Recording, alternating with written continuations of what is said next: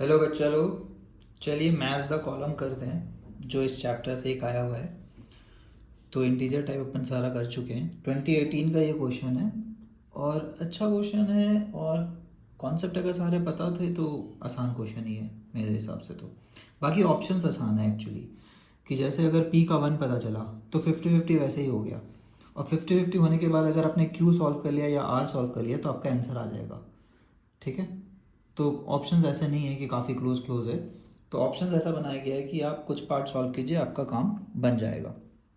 जैसे P part में देखते हैं, तो अपने को पता है कि दो लोगों को मिक्स करते हैं तो क्या क्या हो सकता है। तो यहाँ पे देखिए एक स्ट्रॉन्ग बेस है। मिली मोल्स कैसे निकालते हैं सबको पता होना चाहिए।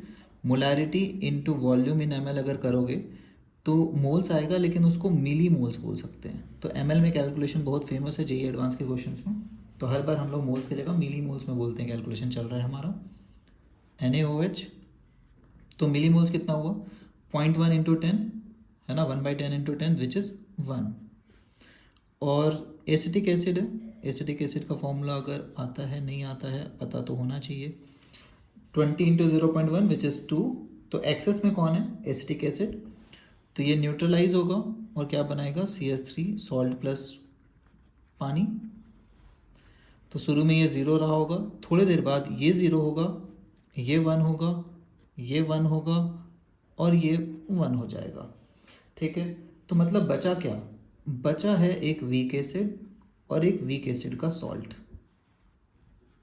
देख रहे हैं, मज़ेदार। वीक एसिड और वीक एसिड का सॉल्ट, और वीक एसिड और वीक एसिड का सॉल्ट का जो मोल्स है वो सेम है। ठीक है, तो ओरिजिनली कंसंट्रेशन अगर कोई बोले तो अब देखिए बफर में पानी डालने में कुछ होता है क्या, बफर का पीएच OH चेंज होता है, तो ऐसे तो डायरेक्ट बोल देना चाहिए कि H+ चेंज नहीं होगा। तो पी का 1 आ गया तो ए और बी गया, सी और डी में अब डिसाइड करना है।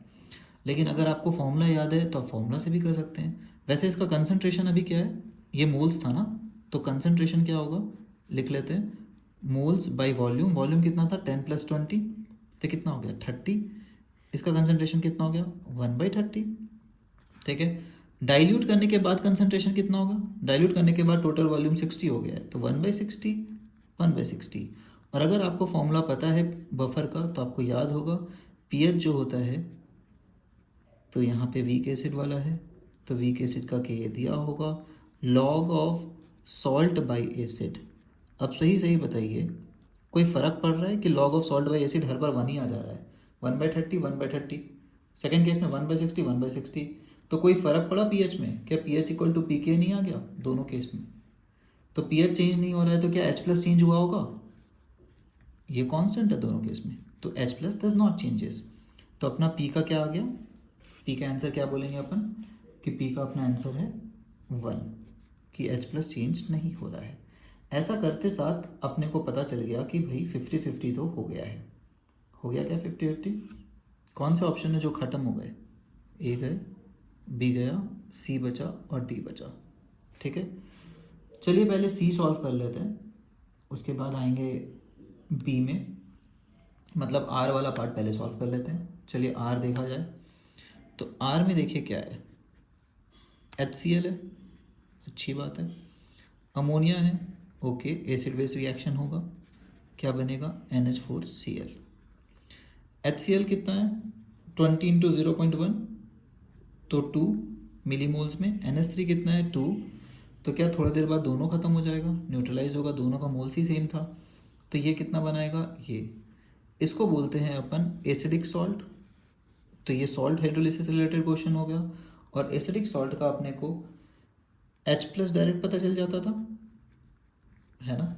तो अगर पीएच का फॉर्मूला नहीं भी याद है तो H+ का अगर याद है तो भी हो जाता था, KH × C। और KH क्या होता है KW/Ka × C।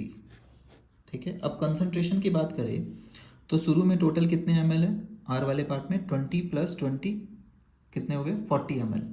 तो यहाँ पे टोटल वॉल्यूम कितना था शुरू में 40 ml, तो कंसंट्रेशन कितना आ गया, तो C1 होगा 2/40। अगर डाइल्यूट कर दिए हैं 80 ml तक तो कंसंट्रेशन हो जाएगा 2/80। अब देखिए C1 पुट करता हूँ मैं, तो H+ इनिशियली पहले बार में कितना आया KW/Ka × C, और सेकेंड बार में कितना आएगा, तो C2/40 है। सेकेंड बार में क्या बोल सकते हैं, आधा हो गया है, C1/2 है। 2/80 कितना होता है, हाफ इंटू 2/40।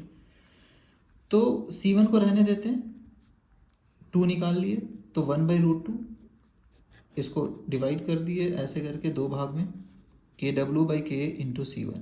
क्या यही रहा अपना ओरिजिनल H+? तो क्या बोल सकते हैं, न्यू H+ जो आया, H+ जो नया वाला आया, वो ओरिजिनल वाले H+ में 1/√2 मल्टीप्लाई होके आया है। तो कौन सा पार्ट मैच कर रहा है, फोर्थ पार्ट। तो द मोमेंट आपको पता चल गया कि R का 4 है, आपका क्वेश्चन तो बन गया। ठीक है, R का 4, कितने सारे ऑप्शन में R का 4 है, तो P, C और D में अपने को डिसाइड करना था। क्वेश्चन यहीं पे बन चुका है कि हमारा आंसर होगा D, क्योंकि R का 4 इसी पे है। चलिए अब Q को सॉल्व करते हैं। Q थोड़ा मेहनत करा सकता है, बट मेहनत करने से क्यों डरना है। तो देखिए कितना कितना है, NaOH और एसिटिक एसिड है, फिर से एक बेस और एक वीक एसिड। तो NaOH और acetic acid, acid base reaction क्या देता है अपने को, सॉल्ट प्लस वाटर, ये रहा सॉल्ट प्लस पानी। ठीक है, NaOH कितना है, देखिए क्यू पार्ट में 20 इंटू 0.1 कितना हुआ, 2, और एसिटिक एसिड भी 2 है। वाह, इस बार भी दोनों इक्वल है, अच्छी बात है। थोड़ी देर बाद दोनों क्या हो जाएगा, 0, ये कितना हो जाएगा 2। कंसंट्रेशन लिख लेता हूँ मैं, इनिशियल कंसंट्रेशन कितना हुआ, टोटल ml 20 ml लिए थे तो 2/40 है ना, ये हुआ C1। C2 कितना हुआ, उसको डाइल्यूट किया 80 ml तक, 2/80 मतलब C1/2 है ना। एकदम सेम तरीके से चल रहा है जैसे पिछला वाला चल रहा था अपना, देखिए C1/2। और ये कैसा सॉल्ट है, ये बेसिक सॉल्ट है, strong base weak acid. Basic salt का H+ से ज़्यादा आसान क्या होता था निकालना, OH-। ठीक है, तो OH- यहाँ लिख देते हैं। ये अपना कौन सा पार्ट है, Q वाला पार्ट है, और Q वाला अपन कंटिन्यू कर रहे हैं। ठीक है, तो OH- जो होता था एकदम सिमेट्रिकल फॉर्मूला है, KH इंटू C। KH को इस बार लिखते थे KW/K, क्योंकि वीक एसिड है तो K दिया होगा, इंटू C है ना। तो ये रहा ओरिजिनल OH-। OH- नया वाला क्या होगा, KW/K इंटू नया C, और नया C क्या है, ओरिजिनल C का आधा। तो OH- कितना आ रहा है, 1/√2 times of KW/K into C1 which is original OH- है ना। ओरिजिनल वाला का 1/√2 आ रहा है, लेकिन अपने से OH- का कोई ऑप्शन नहीं है, H+ का है। और H+ क्या होता था, क्या, KW/OH-। ये हुआ इनिशियल H+, तो H+ नया वाला क्या हुआ, H+ न्यू, KW नया OH। नया OH क्या है, OH- डिवाइडेड बाई √2, √2 ऊपर चल जाएगा। ये अपना ओरिजिनल H+ था, तो नया वाला H+ जो आया ओरिजिनल वाले H+ का √2 टाइम्स आया।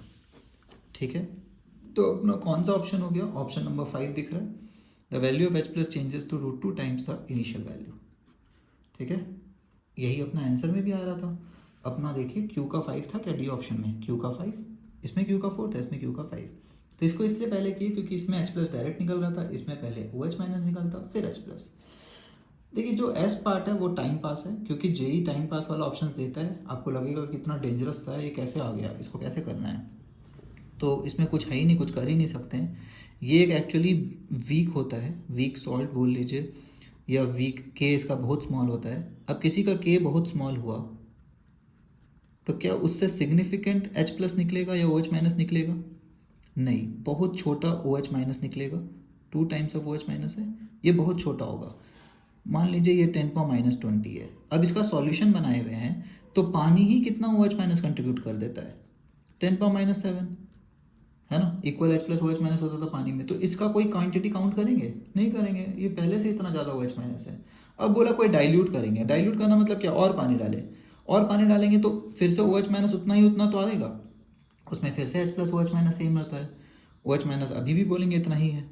ठीक है, पानी 1 लीटर ले चाहे 2 लीटर ले, OH- तो बोलेंगे इतना ही, अगर पानी का ही मेन कंट्रीब्यूटर पानी ही है तो।